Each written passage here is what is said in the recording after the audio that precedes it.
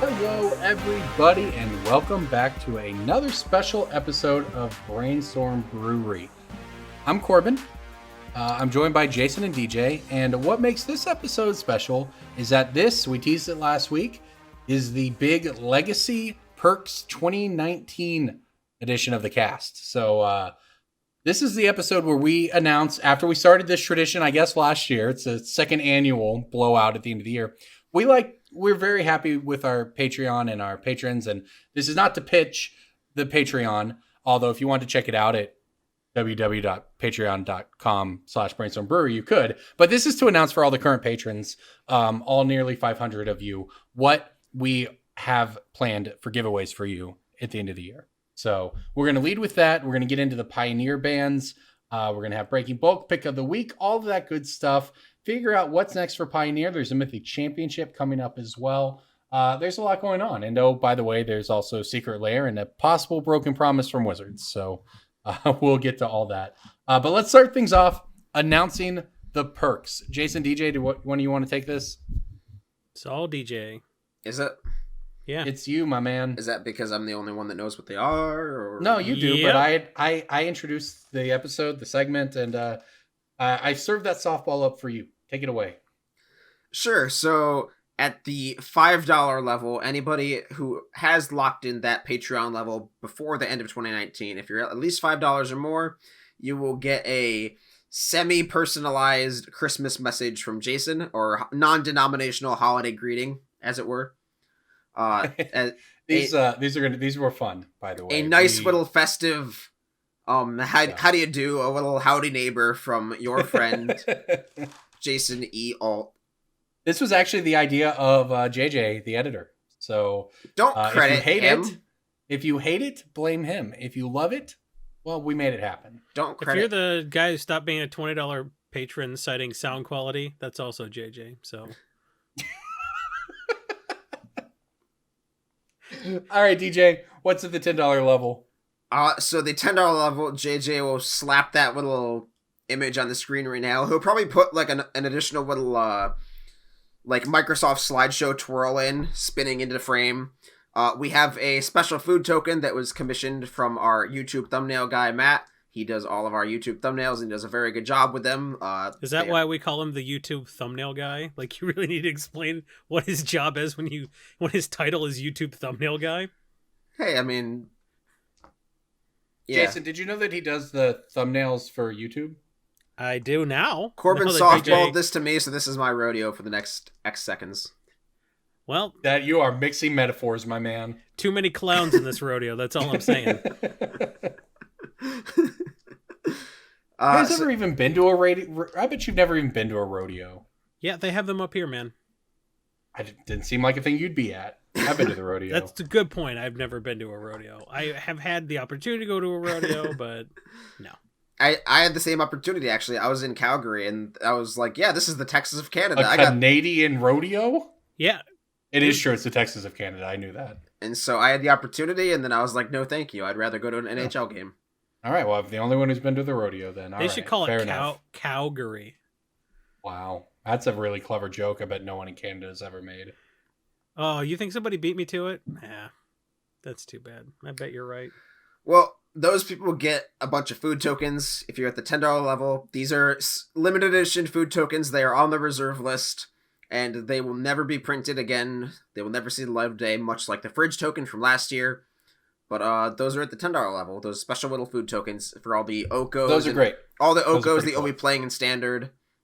I'll say this. Oko is coming for your Pioneer. With the bands today, this is about to be Oko's format, and you're all just going to be living in. Well, it's got the gummy bear, it's got the chip, it's got the ice cream, it's got the Buffalo Wild Wings, it's got everything. It's got Corbin's daily food intake right there on it, and you can enjoy those. You can sack those for 3 life. The gummy bear loses some amount of life. I think it lightning bolted me a couple weeks ago. That was distinctly unpleasant, but it emptied me out, man. It was like Physically, Like, or like Goes as a emotionally. Drano. Mentally or? Yeah, mentally and physically. Oh, I see. I'm glad we were sponsored by Squatty Potty. That's all I'm saying. Okay, thanks. Thanks for sharing that. You made I it personally had 5 no negative minutes. bathroom repercussions, but that's You I made only it had 5 minutes. Look, man. If you're like, hey, that's kind of gross, but I don't know what you're talking about. We posted a video on our YouTube of DJ and myself eating a 9 million Scoville gummy bear, and you should check that out. and Gavin Verhey was on that episode, so check that out too. Great. And then finally, for the $20 and ups, the foundation, the building blocks of this podcast, the Legos of this podcast, if you will, we have I won't. a exclusive Dios Boss playmat. A lot of you, if you're on Twitter, you know who Dios Boss is. He's done a lot of Magic social media avatars and content creation Because for he content doesn't creators. charge enough money. He's a boss. He's like, I need money. He's always busy. He's always broke. If you have Dio's boss do something, do him a favor, pay him twice as much money as he asks. Because he's from Brazil and he doesn't know how much stuff should cost. So give him twice as much as he asked for it. It's still worth it. The guy's amazing. Yeah, the playmat is And very, so we very have cool. again, JJ will put that little slideshow spinny animation up there, but we have a seance playmat. It's been requested for a while. It has finally come to fruition. We have we got the dead mouse on Corbin's hand that he's not going to take care of for another few weeks. We got the cookies, we got the milk, we got the chicken wings, we got all the various ice creams and Guy Fieri hoodies.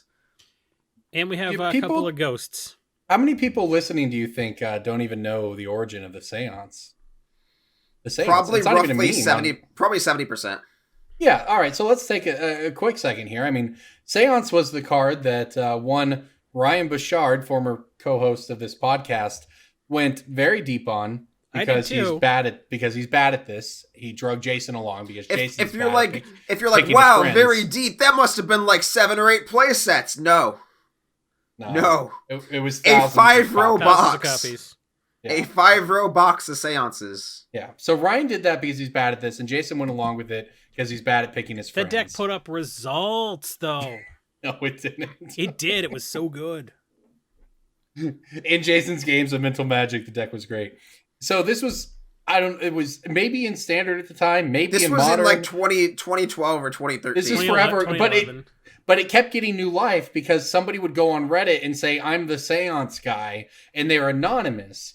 And they decided they wanted to own all the seances, to light them on fire or to conduct a seance with them. I honestly don't remember what they wanted them There were for, multiple but posts. One of them was Yeah. offering somebody money to play the card in a Yes. pro tour.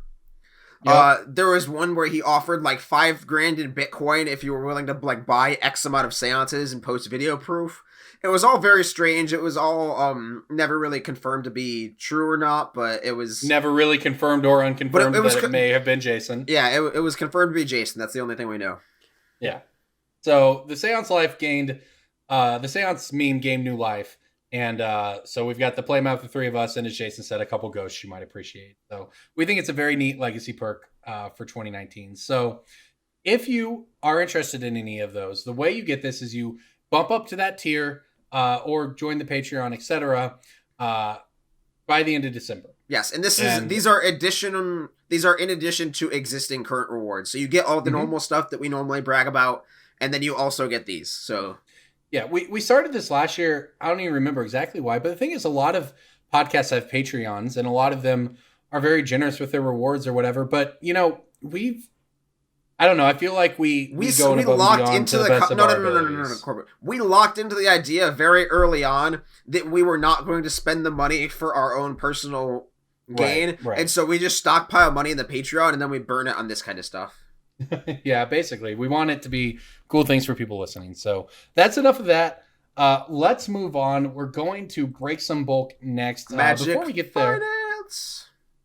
just want to do a quick shout out to our sponsor, Channel Fireball, one of the best places on the internet, both for Magic content and for buying and selling Magic cards. There's always lots of good deals going on. They recently sold what they call the Baller Box, It was a subscription type thing that came with a bunch of neat stuff, and I know there's probably going to be a lot of cool stuff in the future for that. So lots of cool things there to check it out, in addition to some of your favorite content creators. So shout out to our sponsor, Channel Fireball. Let's break some bulk. Breaking bulk time. Breaking bulk time. Break. Oh, yeah, breaking bulk. There's so much good stuff. It's a pick. Breaking bulk. The end. Who wants to go first? I got one. Yeah, we all do. That's kind of the deal. No, Go that's ahead, not DJ. necessarily true, Jason. Certain Go people ahead. on this podcast sometimes scramble and struggle to find one. And certain people sometimes pick a token from 14 years ago that no one's ever seen. Which is the best kind of breaking bulk. Yeah, I think DJ's, those are free cards. That's free I think real DJ's estate. next breaking bulk is going to be like playtest cards, and I don't mean the ones from Mystery Boosters. He's like, did you know that if you get a City of Traders, it doesn't look like a normal Magic card? It might be a playtest card. Check your bulk, everybody. Those are All right, go 18 ahead. grand. Those would be in your bulk, and they'd be waterlogged Yeah, they'd and be in destroyed. your bulk at the store, and you'd be You want to mad. hear a funny? You want to hear a funny story about cards? And Always, because it make you seem incompetent. So I'm like, I'm Yeah, here this one for it. definitely. This does make me seem kind of incompetent. I bought cards from somebody yesterday in a parking lot of a Sam's Club, which is like the wholesale. They're owned by Walmart, and it's like the wholesale or whatever. It's like Costco. It's like Costco for white trash. We have Costco now. We have a Costco membership, but I don't have a Sam's membership. You did it. Just for the record. But I met this person in the parking lot to buy their cards, and for starters, I'm going to blame them. They said the right side of the door in the parking lot, so I looked at the door and went to the right side of the parking lot because they couldn't. I don't know, something about how they didn't have cell service, so I had to, whatever. It sounded like I might die. I did not die. However, I believe that they were on the wrong side of the parking lot. So it did take me about 20 minutes of waiting around to find them. I finally buy the cards, and it's not very good. It's the person was like, I'll bring these couple cards that they named, and then I'm going to bring more stuff from my trade binder you might want. I'm like, okay, whatever. It's a collection. Sure, this might be fine. It wasn't. It was just like commons, like the actual bulk commons out of the box. But whatever. There was like a Vivian, Arc Bow Ranger, some other stuff. Trade So binder. I buy it, and then I get home, and I'm like, okay, well, I'm gonna like take a shower before dinner or whatever. So I just throw everything down on the counter, and then take a shower, and I get out, and I'm like, huh, this Agent of Treachery on top is really warped now. Did you all know that humidity and moisture are bad for Magic cards? That's your Finance Wait, did 101 you tip of leave the the day. cards in the bathroom while you took a shower? Did you take a shower with them? I did leave them in the bath. I didn't even think about it. They were just like in my pocket. And I emptied my pockets and threw everything on the Wait, you shelf. left the cards in your pockets? No. It was in my jacket pocket. It was That's fine. still... They weren't You damaged took them into the until bathroom with you and then ran the showers. Yeah, it was not one of the shiny moments of my life. So that Agent of Treachery got a little How bend are to you it now. alive? I just got out of the shower and I literally said out loud to myself, I was just like, well, Corbin, that wasn't very smart. You're lucky you didn't buy a toaster, you dipshit. Oh man. It was I thought you'd like that story. You do like the stories where I do something stupid. I do lots of smart things with Magic cards, but No. Lots Sometimes of smart you're just things gonna do happen something to you stupid. with involving Magic cards. There's so many, oops, Gaia's Cradle, womp womp, like... That's not bulk. Brr. Breaking Bulk, Gaia's Cradle. I've only ever found two Gaia's Two Cradles guys' so far. cradles. But to be fair, I haven't finished going through all of those cards yet, so there could be more. Yeah, the average number of Gaia's cradles found in bulk by all people is 0.000000000000002. Because you found two and no one else ever will ever. It was nice, man. I just felt like I earned it. That's all. It really felt like a meritocracy. So anyways, look, I do lots of smart things with Magic cards, but I just want everyone out there to know who, if you've ever done something dumb with Magic cards, even a noted, renowned expert such as myself occasionally does something stupid. Fifth We should Dawn, talk Red about- Common, go. We should talk about that in our Discord, actually, about all the dumb stuff. Because I've definitely dropped cards in the snow in 1996, and I was like, I wonder if the microwave would dry out my tsunami, and a huge bubble What? formed under the art. Yeah, I was just experimenting, man. I was a scientist at heart. I was like, I wonder what the microwave will do. And this huge bubble under the arch just grew and grew until it popped and a bunch of steam came out. So if you do drop cards in the snow, don't microwave them. Do what I did with the rest of them and put them in between paper towels and put your textbooks on them. DJ, what's the stupidest thing you've done with the magic card, man? Stupidest thing I've done with a magic card. Yeah. I mean, I had another good one where I took a foil Jace Friends Prodigy to sell when it was in standard and it was like $100 or whatever. And I put it in my pocket walking from my hotel room to the GP. And in that like 4-minute walk, it managed to get bent in half in my pocket. So then I was like, oh, no big deal. I'll swap it out with the other foil I have in my Canadian Highlander deck. And then I'll sell the good one and I'll play the bad one. Except then my Canadian Highlander deck got stolen. So that sucked all around. But I stalled long enough. DJ, what's your stupidest thing with the magic card?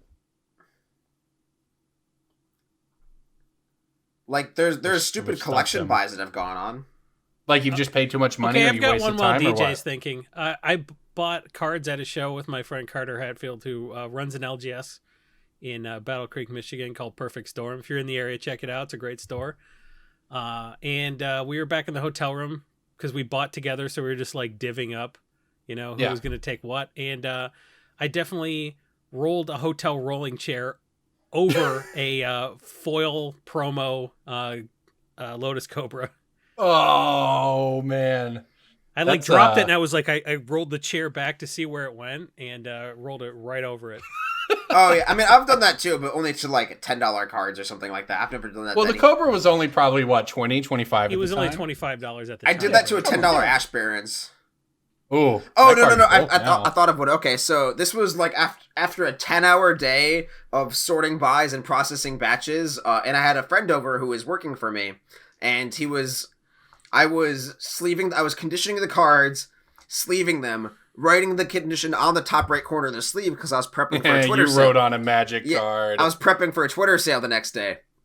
I was like, I've got all these batches, I bought all these collections, I'm going to sell a bunch on Twitter the next day. So I spent 10 hours processing, and I had a heavily played foil Lich Lord of Unks, which is the Alara Reborn Zombie. Mm-hmm. And I passed it to him to sleeve and set sort and like categorize. And then he said, this card doesn't have a sleeve. And I said, yes, it does. I conditioned it. And then he showed it to me and it just had HPF in the top right written in Sharpie. Well, it's fucking HP now. Yeah, if it wasn't HP before. And I was like, oh, well, that's a thing. But then I posted it to Twitter and I said, this is what happens when you go 10 hours without taking a break sorting cards and processing. And then somebody in the replies immediately, like not even 5 minutes after the tweet said, I'll buy it. And then I charged them for it. And then they said, hey, can you sign it for me? And of course. I was rewarded for my mistake. No, that's great. Yeah. That somebody bought a Expedition Mystic Gate here at home when Expeditions were new, that one of the local stores, not mine, had written on in Sharpie HP or LP or whatever. No, I remember that one. No, they price stickered it. Oh, price sticker. Yeah, because the $80 price tag was like on the card. I remember that one. I think you're right. I think that is what it was. Yeah. I think they got it. Still playable. Yeah, rough though. Anyways, okay, back to Breaking Bulk. What was your card, DJ? Red 5th Dawn common.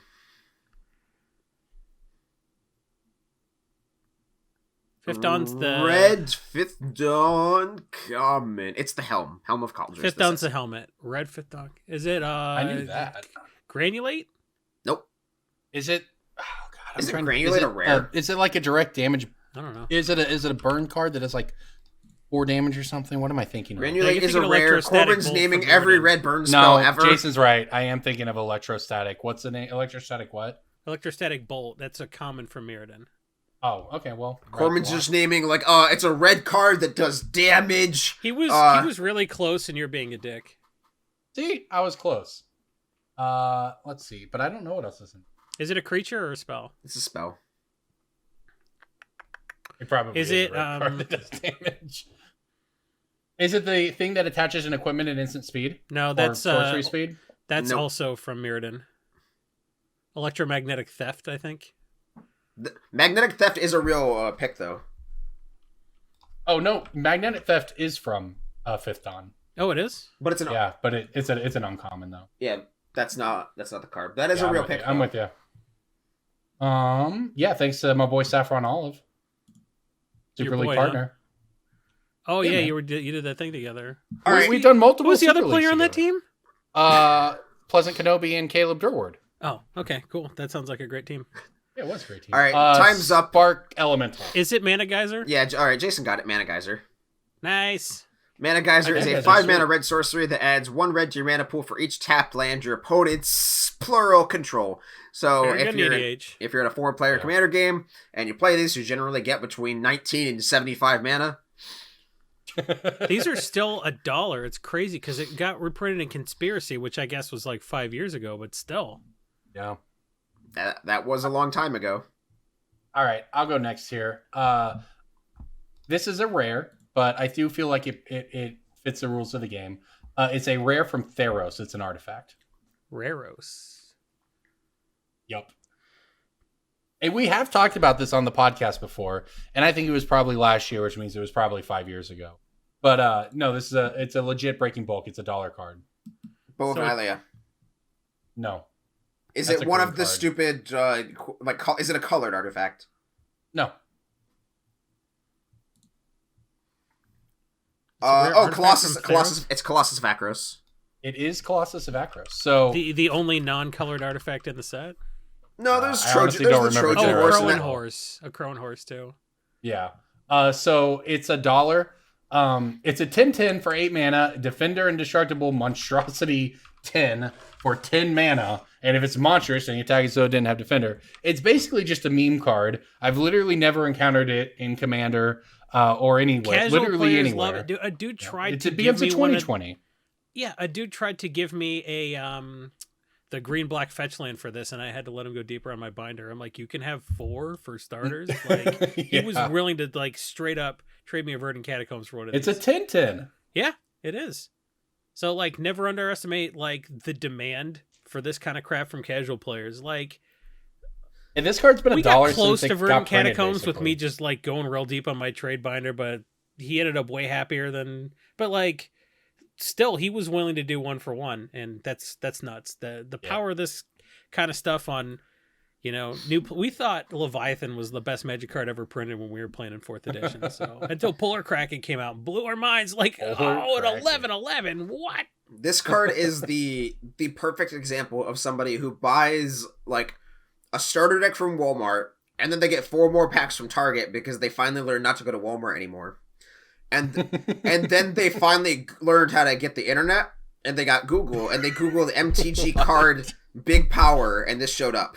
DJ has a very particular life story for this People person. who What's shop their name? at Walmart haven't heard of the internet. What's their name, DJ? What's their name? Docs. What's their address, man? Dox them like you would anyways. I don't know their name, but it is stitched above the pocket of their shirt at work. They have a coffee mug that says "World's Best Dad." They drive They're an F-150, assistant that's manager for at sure. Home Depot. They drive an F-150, that's for sure. And they drink Bud Light Lime. Oh, that's sophisticated for people like me. All right, Jason, what do you got for Breaking Ball? Green Odyssey Uncommon. Druid's Call. Squirrel Nest. Okay, cool. Good one, DJ. You feel like a big man, huh? You proud of yourself? Kinda. What is the... Wow, Proud I of actually yourself, did... you prick. I want to clear... I did name a Green Odyssey uncommon, though. Did you? Did you say He said I Squirrel's said squirrel. Nest. I said Squirrel Nest. that's not Odyssey? Yeah, it is. I just looked it up. It Is is it? squirrels. Yep. Yeah. I thought that was Prophecy for some reason. Yeah, man. It's get been a wrecked, while. nerd. Oh, I'm sorry. I'm just out here picking $2 cards out of my bulk because people like again casuals, man. It seems like Go ahead they're and say the reprinting card everything again. for EDH and putting in these mystery boosters, and nobody's playing modern, and those cards suck. But one thing you can always count on is casual players and their dumb tribal stuff. So can you... What is the card? What does it do? Oh, you enchant a creature, and when it's dealt damage, its controller puts that many squirrel tokens. Jason, into play. Jason, do you want to know It's why not even I was that easy able to to? use. Do you want to know why I was able to guess it? Why? Because I picked this on October 28th of 2019. Oh no! So I need to do another one. How about Squirrel's Nest. multicolored What set is this from? Oh, it's from Forbidden Set. Screw it, I'm still going to do fine. it. That's fine. Go ahead. It's a bonus one Multicolored anyways. eventide creature. Korath's Knight. Red and white. Let's give you that. Battlegate Mimic. Nope. No, It's the uncommon. mimics were common. Uncommon. Oh, you said okay. We're uncommon. Red white I mean, creature. it's the one uncommon red white. Spite Mare. Yeah, Spite Yeah. Mares are over I did $1 on it! TCG Player. It's done. I did it. Yep. So I had a backup pick just in case we had done Druid's Call recently. Spite Mares are like $1 on TCG Player. That's dumb. This card was so for those who don't know, Spite Mare is the Boros Reckoner type effect. It's whenever it's dealt damage, you deal so much damage to target creature or player, which would be any target now, I suppose. It's also got really weird art. Yeah, it does. It is weird. It's like a red and white zebra, but you can only see like half of it's invisible. It is weird art. It's got it was also 85 tendrils tails. coming out of it. It was also in the dual deck of Johnny vs. Nicol Bolas. But like nobody, that was Yeah, I agree. I'm just saying. 2008, 2009 that came out. Like, I mean, this was Eventide would have been like 2008 because that's right when I started playing was that block. So yeah, it was a sweet set though. We've seen, for the record, while we're on the topic of Eventide, we've been wondering about mystery boosters, and I think one of the most expensive ones was Bloom Tinder, right? That was reprinted, and it has come down several. Bloom Tinder has come down $4 so far, and mystery boosters haven't even hit stores. So keep that in mind. It seemed just as while we're on the subject, I'm looking at Eventide cards. Bloom Tinder was $60 before, so that set was so cool. I wish that set wasn't banned from Breaking Bulk. It's got such good stuff in it. That's why it's banned. I know, but it has. I mean, they've reprinted a lot of them over the years, so it's not quite as good as it was, to be honest. but like you're just not going to get bulk from that set That's because the real thing. if people have it and they pick it, they're not going to have everything left to give you. Well, and the other thing about that set is that was a weird year where they did four. Because that was when they were. Yeah, there was no course. Well, there was a couple years where they did that. It was like that, and then the year before that was Cold Snap. Yeah, they were experimenting with what to do, and because they used to do core sets every other year, and so they had to experiment with things to do on the off years, and that's how you ended up with Cold Snap. And then for this year, they did the lore one Morning Tide. I mean, then they're reversed still it for Shadow experimenting Morning what to do with that slot. Like they took core sets away, they put it back, they did the hokey pokey with it. Like 2 years from now, they'll get rid of core sets and create some other wacky thing we don't know. Like, well, M20 was probably the most powerful core set that's ever been made. After it was probably before like Magic 2010 or something. But yeah, I mean, Veil of Summer probably just a mistake at this point. Been banned in so many formats, and is like I believe it was in the main deck of the winning legacy list at the GP, or winning PTQ list or something. It was in the main deck of a legacy deck that won something recently, and that's just dumb. It's literally a sideboard card. Like, come on, it's designed to be a sideboard card. So that's the problem. We talked about that a lot with core sets before. It's like they say, oh, the core sets are designed to be lower power level. And such, and without fail, they stray from that vision, and you end up with either core sets that try to be sets and not just reprints of cards that are needed in standard. Because remember, the core set with 2019 came back because they identified that we need generic answer cards in standard, just generic cards in standard, like say duress type effects, but they couldn't always get them into the expansions for flavor reasons or space reasons or whatever. So they basically said, we're doing core sets again after taking them away after Origins, because we just realized that we have to have a spot to print these cards, and this is the only way to do it, but we're not trying to make them their own thing or super powerful or whatever. And then they just gave us a ridiculous core set. And I mean, the first one right out of the gates had flip multicolored cards, Nicol Bolas. Like, it was already like it was already not a basic core set, and then M20 just pushed the power level like crazy. So yeah, I mean, Crucible and I think you're right that were, I think I like the idea of the reprints like those in the core sets, but I mean, they're just we can already see them pushing the envelope on it again, and that's the thing. I understand it seems like where things are headed looks just like it did in Magic 2012, Magic 2013, where they just start pushing them instead of just letting them exist as their own and not have expectations for sales of them. I don't know. We'll see how it ends up, I guess. But I see us repeating the hokey pokey a few years from now at this rate. Magic is dying. Rip. 2019. All right. So moving on to the Pioneer bands. So for those who don't know, one, you're probably living under a rock at this point. But if this is the only podcast you can get under the rock, I'm happy for you. So Pioneer banned Smuggler's Copter, Field of the Dead, and Once Upon a Time. So that is now 2 cards printed in the last 3 months that have been banned in both Standard and Pioneer. And we'll see how long. And we'll see how long until Oko joins them, because I think it might be Oko's format now. But for those who don't know, the best decks in Pioneer were basically Field of the Dead decks or Mono Black Aggro, which was a Thoughtseize deck that also was a 4 of Smuggler Copter deck and had good synergies with the Copters. So that gets nerfed. The Field of the Dead decks, which were actually multiple decks, but all just relied on Field of the Dead, is this unbeatable late game value engine that was just put into the deck, took up no slots. It was just a win condition they didn't really have to do any work for, and it really homogenized a lot of the of at least the win conditions in those decks. So that's gone. And then Once Upon a Time hits everything else, basically your hardened scales, etc. So ban all the things. I mean, this was good, I think. I mean, I don't think people should be upset about it. It's almost like resetting the format in a way, because they hit the 3 cards that are probably the most egregious in any deck. You know, your deck probably played one of those cards. So those were the pillars of the format, and now they're not. But this is what they said they were going to do. They said they were going to use data, and they were going to be aggressive with the ban list until the end of the year, and everyone knew that going in. So I think that we're in a position now where, I don't know, Dig Through Time is probably the most broken thing left after Nexus of Fate. So I think, you know, Nykthos exists, but Nykthos existed when Mono Black and Field of the Dead were dominating. So maybe Mono Green comes back, but I think right now, sort of the most egregious things left are probably Oko, Nexus of Fate.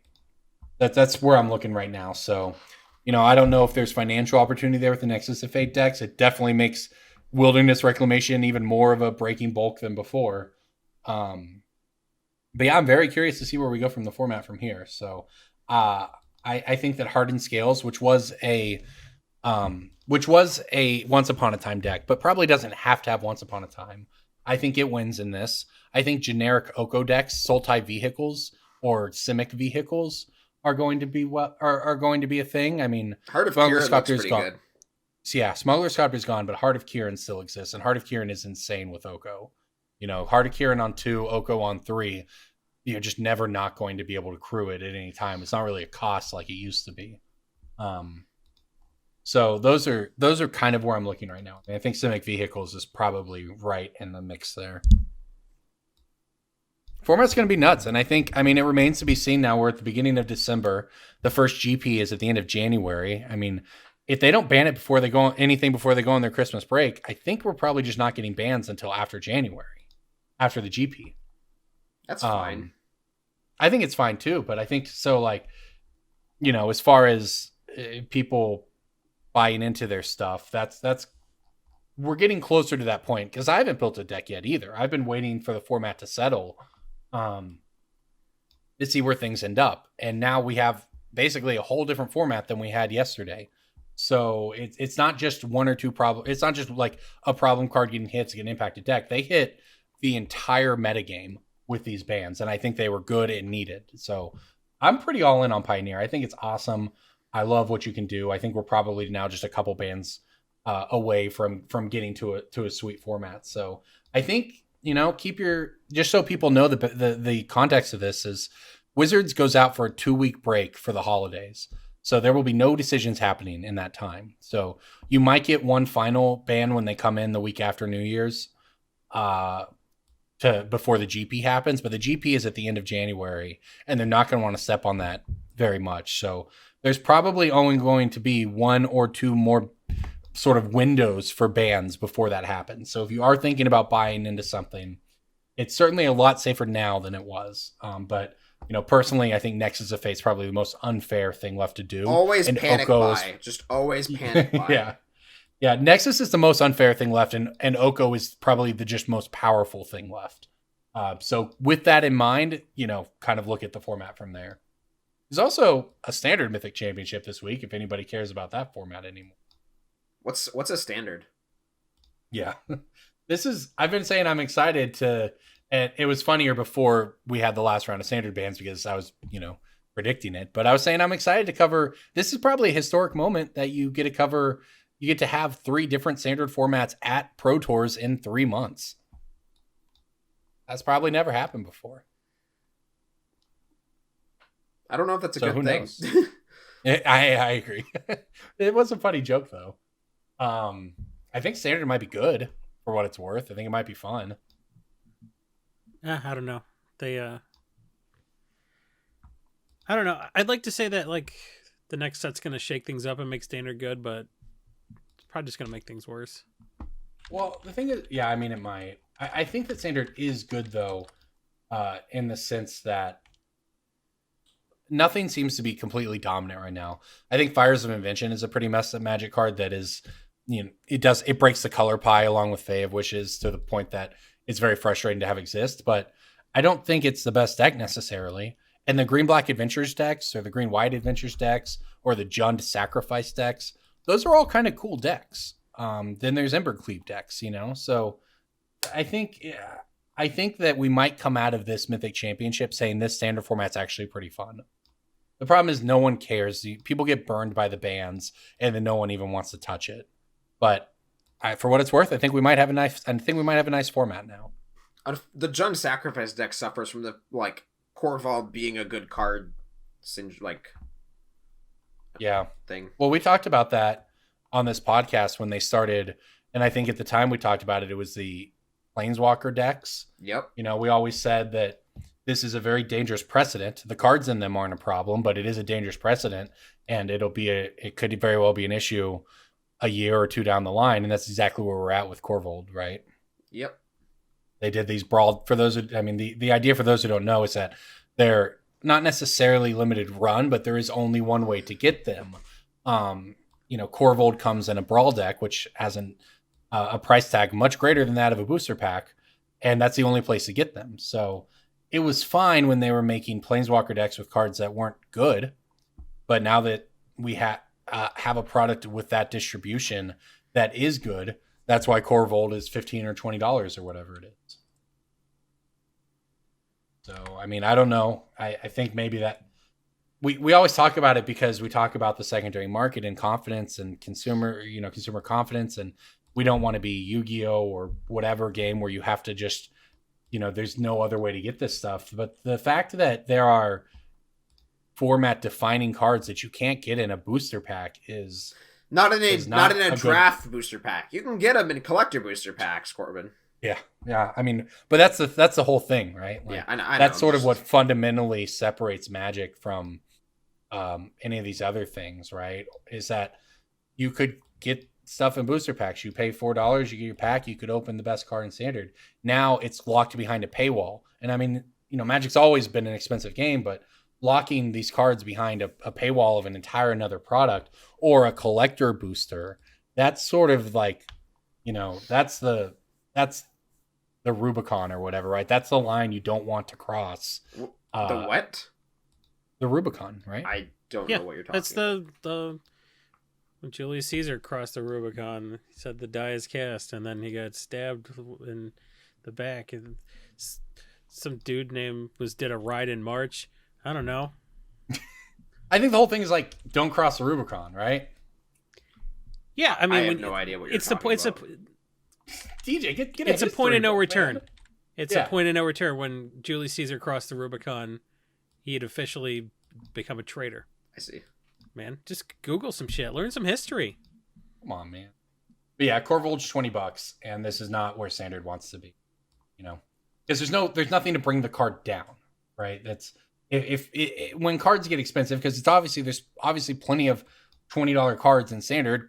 Oko's Bandit is $45 or whatever, but there's just a big difference in terms of how the market can react. If a card were to get prohibitively expensive, well, if it's in a booster pack of Throne of Eldraine, vendors and dealers can bust it and their cost basis is $2.50 or whatever to open packs to get it. But if you want to put another Core Vault into the market, you have to buy a Brawl deck, which is $20 or $30. Or a box of collector boosters and hope that you maybe hit one.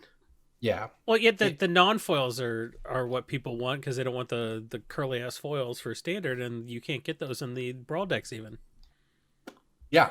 Yeah. So it's just, it's not, it's probably, it's more concerning to me than needing to ban Oko. How about that? Right. You know, that's, things like this are scarier to me as sort of, I kind of wouldn't care if I thought and... the LGS could really benefit from it, but it kind of seems like the LGS is getting increasingly left out of stuff like this. I mean, yeah. It seemed like when they were like, oh, you know, as much as everybody hated, you know, the Mythic Editions? The cards that, well, not the Mythic Editions, the box the toppers. Masters boxes. People were mad about the box toppers. At least the LGS benefited from that. Yeah, there were some reports of the LGS like selling those and what they shouldn't have been doing, but really it incentivized you to buy a box at your LGS, and now there's less incentive. And I kind of think it's going to be tougher and tougher for the LGS to survive in the Amazon Prime world, you know. But you can't play at Amazon, so I don't know. It feels like Hasbro is driving the ship, and Hasbro really doesn't give a fuck about the LGS because they're like, if people stop playing Paper Magic, they'll just go play Arena. So it's kind of scary, you know? Yeah. I don't know if it's right to blame Hasbro specifically, though, because I know that's sort of like because the idea is that they don't care. But I mean, I think that Wizards also told us up front when a new CEO came on several years ago that they're transforming to a digital company. That necessarily means selling things online and not through the LGS, right? You know, stuff like, and we're going to talk about Secret Lairs now, but that's Wizards selling singles to an extent. And, you know, I don't know. It's like, these are basically what we should have expected when they told us they're going to become a digital company, as opposed to a tabletop company, which we think they needed to do to survive. But this all fits. I mean, this is all sort of in the wheelhouse of that. Yeah, I mean, when somebody tells you who they are, listen, kind of thing. Right. Yeah. You know, and yeah, they want to support LGSs, and they don't want tabletop Magic to die, and that it's a big part of their plans, and they make a lot of money from tabletop Magic, blah, blah, blah. All of that is true. But, you know, Secret Lairs, while I hate them, are not shocking. And they're going to sell. Yeah. As much as everyone like thinks they need to make a big display on Twitter, like, this isn't for me. Who gives a shit? They're going to sell out. So, like, why even mention it? They're printed demand. This is for enough people. Yeah. The thing is, they're great Christmas items. Yep. They're at the right price point for being a Christmas gift to somebody. So yeah, you get to look at my kid likes the kitty cat deck, and then they buy the kitty cat one. Yeah. You know, or your friend likes cats, you know, or your friend wants the slivers, right? Or your friend has a Bitter Blossom, right, deck, you know, like they're good. It's a good product for what it is. We can think that they're stupid and silly and be mad that they're not at the LGS and all of that, but like, that doesn't mean it's a bad product from a business standpoint. You know, if I was the product manager for Secret Lairs and they hit them with the stained glass planeswalkers, they surprised people by putting those in them as sort of a throw-in. That sounds like a great rollout of a digital product, you know, or rather a product that sells digitally. But yeah, I mean, I just want to know how this podcast gets on the list to get those, get these things sent out to them. Because by not asking that question, Corbin. I just want this. It's cool. I wanted to. I'm jealous. Hey, how do I get the free stuff by not asking for it? Like, they went to patreon.com/Brainstorm Brewery and noticed that we're hemorrhaging patrons, which is what happens at the end of the year. And they said, "Wow, you can't even maintain 500. We think we're gonna have to give it to somebody who's actually got some reach." So what we've decided is similar to for every person who signed up for the Patreon, it would tack time onto the amount of time. Corbin's not allowed to eat Buffalo Wild Wings. If anybody drops, we're taking that time off the clock. So, you know, some people drop just because like they change. People drop at the beginning of every month. Some people drop to pay their electric bill. Jason, Jesus. Jason fully. You know what? I understand that you're just trying to hold people hostage here, but you know what? It means I get to eat Buffalo Wild Wings sooner, so I'm in. Yeah. So stop dropping. Just one more thing for Corbin to keep track of. We're not complaining. We actually think it's insane that we have anywhere near close to 500 followers. And we don't think you need to give us a lot of money. We think we make it worth it by giving you access to the podcast early, by giving you access to the spreadsheet that tracks all of our picks of the week and Breakings bulk. And we think the tokens and the playmats and that kind of crap is worth it. But if you just want to get a little taste of what that Discord life is like, give us $1 a month, which is 20 or 25 cents an episode. You'll have access to the Discord, and you can hang out with all the other degenerates like you, and you will count as a patron, which will add to the time it takes Corbin not to be able to eat Buffalo Wild Wings, which is a worthwhile endeavor. Yeah. Rough life. All right. Yeah, he's been going to Pizza Hut and eating wings. That's how dire it's gotten. I mean, I occasionally have eaten wings from Pizza Hut. I've actually more than 0 times is too many. I guess, man. I'm trying to eat healthier or something, right? I don't know. Corbin's like, Well- I'm trying to do the Papa John's method of eating healthy.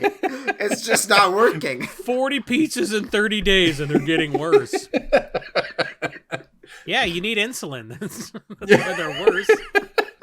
That guy really should have had the Super Size Me documentary crew out there. You know, if you're gonna go that hard on one food, man, at least document it for science. You know? You ever wonder what Morgan Spurlock would sound like if he said the N-word? Well, here you go. Yeah, seriously. The Papa John's documentary. Do you think he always ate that many pizzas and that's what made him racist? I don't know, man. Maybe Papa I think John's I think- pizza is just made him racist. I think it would make me racist against Italians, maybe. Just, not racist necessarily, but I would use the accent a lot, and I think some people would find that offensive. Be like, I need another pizza pie, and people like, I don't know if you can do that voice necessarily in 2019. I'd be like, bobbity boopy. So, but I would never do that because I wouldn't eat 40 pizzas in 30 days. Yeah, for those who are curious, we went pretty deep on this on the After Hours. That's what this is a reference to. So the After Hours is available to people, I believe, at the $20 level up on Patreon. It's always pretty fun. Okay, let's move on. Let's talk Pick of the Week. Pick of the week. Pick of the week. Pick of It's time for a DJ to alt-tab aggressively to find where he put his pick of the week. Pick of the week, pick of the week, pick of the week. Time for the pick of the week. I'll go first.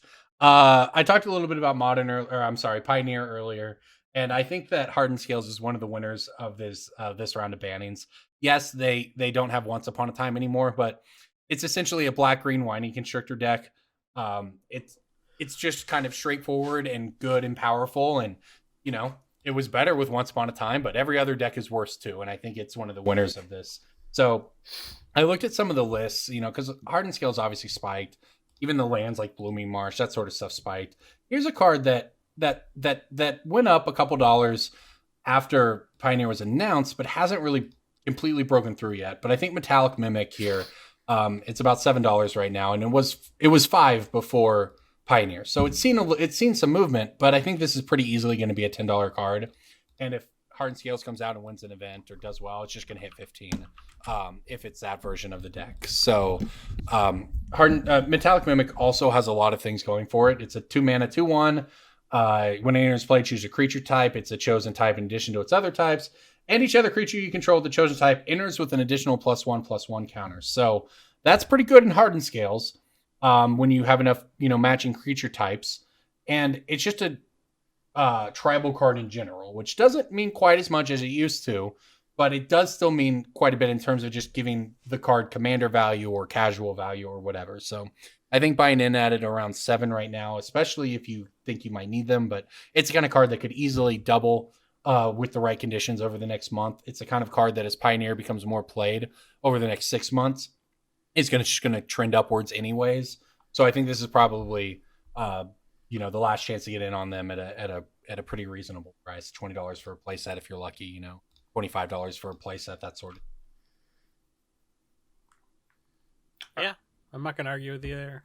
What do you guys got? I have a Zombie Wizard from Game Night 2019. This is the wacky fun product that is a great Christmas gift or just a nice little board game-esque addition to your shelf for the people who don't play Magic very much. But it is a self-contained product with 5 decks that you play against each other as sort of like a star 5-player board game-esque thing. And the zombie card from last year's product is called Rot Hulk. This is a card that started out at like $5, less than $5, quickly went to like 10 or 15, and then averaged out at around 10. That card was great in multiplayer. It's just a zombie that does zombie bringing back things. Calculating Lich is this year's version of that. It is a 5/5 for 6 mana with Menace, but it says whenever any creature attacks one of your opponents, that player loses 1 life. So instead of a reanimation theme, it has much more of a everybody attacking everybody else kind of thing. I've actually kind of wanted to put this in Thantis, which is why I found the card. And then I was just like, oh, I should get one. Oh, this is only $5. That's neat. And the supply on these is going to be very, very low. So I think this is a card that has a mythic symbol, but it is artificially much more mythic than it actually is. And $5 seems very cheap if you want to just buy a playset and throw it in a box for a year or two. Can you explain to people who don't know what Game Night set actually is and where people would get it? He did. I literally just started out with... All right, JJ, cut that out. No, leave it in. Leave it in and put on the screen that meme from Zoolander where David Duchovny's like, are you kidding me? I just told you that a second ago. I was looking up the card, man. But why I was like, I want to know what this card does. And then I was like, I wonder what Game Night is because you had explained it while I was looking up the card. Hey, man, give me a break. I was like, oh, there's lots of cards in this set. I didn't realize Zulaport Cutthroat got reprinted. But why male models? All right, Jason, what do you got? I have an EDH pick. Could you have even guessed it? This card is that a commander pick? I don't know what commander is. Is that like EDH? Commander is like a thing that content creators get free stuff for when they say that word. So it's actually interesting. I did some research into this at some point. EDH is actually more searched for than Commander, despite all the branding for the last 7 years from Wizards being Commander only. And I credit the website EDH Rec with that. We are not Commander Rec. We will never be Commander Rec. We are EDH Rec. Okay. EDH Rec, your one-stop shop for recommendations on what cards to put in your EDH deck. Go to edhrec.com and read the articles and then send the EDH Rec email account and be like, wow, these articles are so good. I would never use this site. If not for the articles, you should promote the guy who made this happen. So I have an EDH pick, and is a card that gets printed every 3 years like clockwork and got printed this year, so it's not due for another 3. Tempt with Discovery. This is a card that went to like 8, got reprinted, went to 2, went to 20 or something stupid like that, got reprinted, went down to like $2, $3. You got a while. You got a couple years before this gets reprinted, and it's very powerful. And I realize that there are 3 printings worth out there, but also, how many decks? You're not going to take apart a deck with Tempt with Discovery to cannibalize that. You're just going to want another copy. And at $3, you can't really go wrong. Tempt with Discovery is a card that's probably going to hit $10 before. My friends always turn this into a 4-mana Rampant Growth. Oh, it's better than a Rampant Growth because it says any land. Any land. I know, but it's a 4-mana go get a land. Or if they do go get a land, they just get a Wasteland. This card never works for me. It makes me sad that my playgroup figured Your friends it out. suck. I know, I agree. Or get worse friends. Get friends that suck at Magic and they're like, ooh, a land? I mean, I agree. The card is incredibly powerful. And all it takes is like one person at the table to be like, sure. And then everyone's like, well, F it. And then you just get all 4. Yep. Yeah. One person says yes. You're like, oh, I guess I get Cabal Coffers and I get and Cabal Stronghold. And yeah, you get everything. You get it all. You get it all. So Tempt with Discovery is very good. It doesn't say basic. And if you are playing something like Explosive Vegetation, you should probably play this instead.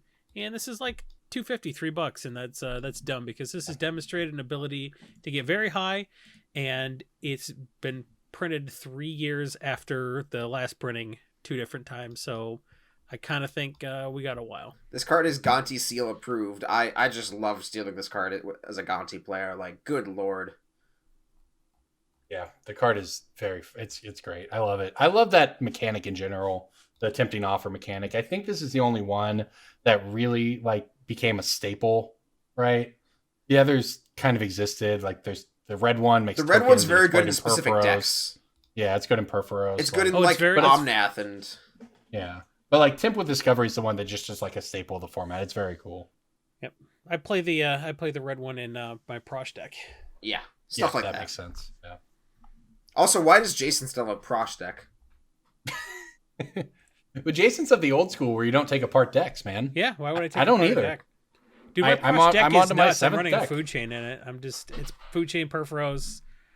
Like, for a while, I was like, this is 75% because I got food chain Purphoros, but the mana base sucks. I was playing, like, Guild Gates and shit. So, yeah, it doesn't matter. The deck is just too good. So, I'm tuning it up. I'm making it my CEDH deck because it's very good. All right. Before we get out of here this week, is there anything else you guys want to touch on? Nope. Okay. Well, everybody, check out the Patreon. Bump up for those rewards if you're interested. You can bump back down on January 1st if you want. Don't tell people that's an what? option. I like to be honest, man. It's about that transparency. I like to be Anyways. honest. If you were a better salesman, our Patreon would be doing better. Okay, honesty. good point. Good point. Anyways, so everybody, I'm Corbin Hostler. This is Brainstorm Brewery. Thank you for listening. We'll be back next week. As a matter of fact, I'm sorry, before we go, I got something. We've been talking about what we want to do for the Christmas week episode because it's not really going to work out for us on Christmas to record or edit or anything like that. So if you have any great ideas for that, feel free to hit us up in the Discord or on Twitter with it. We have an idea that I think is honestly a pretty good idea, but we want to see what everyone else has to say. So I think I'm going to keep ours under wraps, at least for right now. But I want to know what everyone else thinks. If you have any ideas for sort of a special, if you've ever wanted an episode of Brainstorm Brewery that was not Magic finance related or possibly even Magic related, but you think it would be fun to listen to, we're kind of looking at Christmas as that opportunity, just as sort of a one-off. So let us know. Until next week, everybody, thank you for listening. We'll see you then. Bye-bye.